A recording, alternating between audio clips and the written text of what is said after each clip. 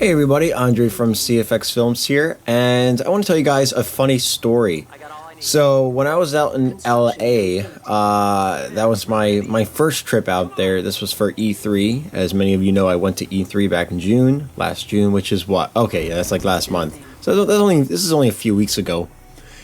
But I managed to get a DICE employee wristband, which wasn't technically supposed to allow me to do this, but it ended up actually allowing me to do this. I was able to get into just about all of E3, everything minus the actual show floor area. So I was able to get in all the buildings and go to all the lobby areas and everything outside, and get into a lot of. I was able to skip lines and everything. So I'll tell you how this happened. So. First day of E3, I didn't have a pass.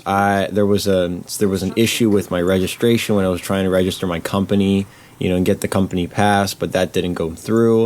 And then I was trying to get a media badge, but the website or the digital magazine that I was with wasn't high enough ranking on their list. So unfortunately, that made me not be able to get a pass. So I was hanging out in the area where all the professionals usually hang out, just so I could meet some people, network.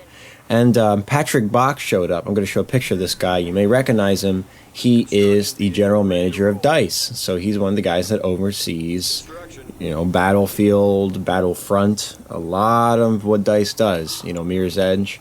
So this was really cool. And I recognized him, and I was like, hey, are you Patrick Bach? And he's like, yeah. And I was super excited to see him, so I was just talking to him, telling him what I do. And he brought up something about Battlefield 1. He's like, have you tried Battlefield 1 yet? And I'm like, oh, no, I don't really have a pass.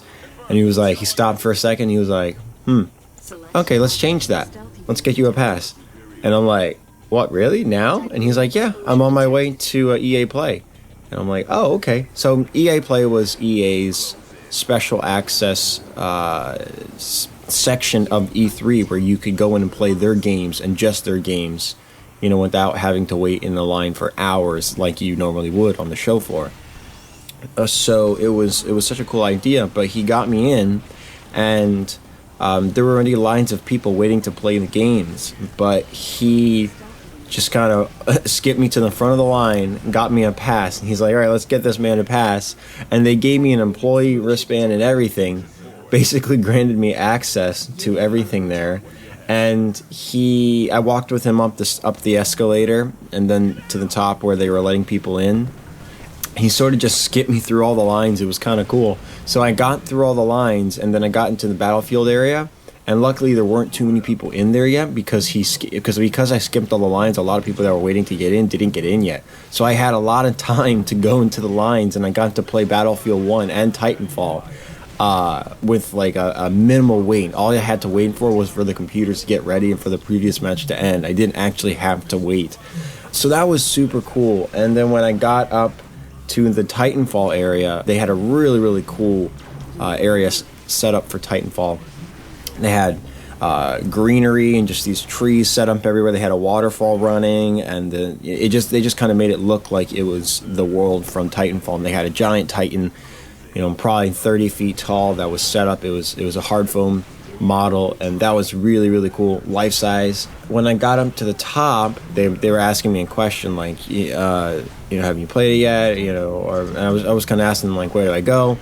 And I told them, I was like, yeah, Patrick Bach let me up here. And the lady was like, oh, okay, didn't you get a shirt yet? Well, I was saying, no, okay. So she gave me the shirt, and then I found out that not everyone actually got shirts. None of my friends actually got shirts, and nobody I could see actually got shirts. There was like 2 other people, and they had special access wristbands that I think they got at another time or either paid for. So that was really cool. I felt really special there. Got to play Titanfall 2. Amazing game. I love it. I know I was saying Call of Duty was one of the best things I saw in E3, but Titanfall and Battlefield 1 were definitely up there. I really did like EA's presence there this year, and Patrick Bach is a really, really cool guy.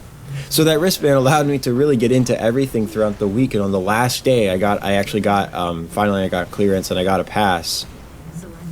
an actual show floor pass. So then I got to go onto the show floor, and then I got to see everything, which there wasn't really much to see, but I ran into some old friends and a lot of people that I met from Miami and just throughout my other trips and MagFest in Washington, D.C. That was kind of a funny story, just something that happened to me at E3. I have some other stories to tell from my trip in California, but I may hold this off for another time.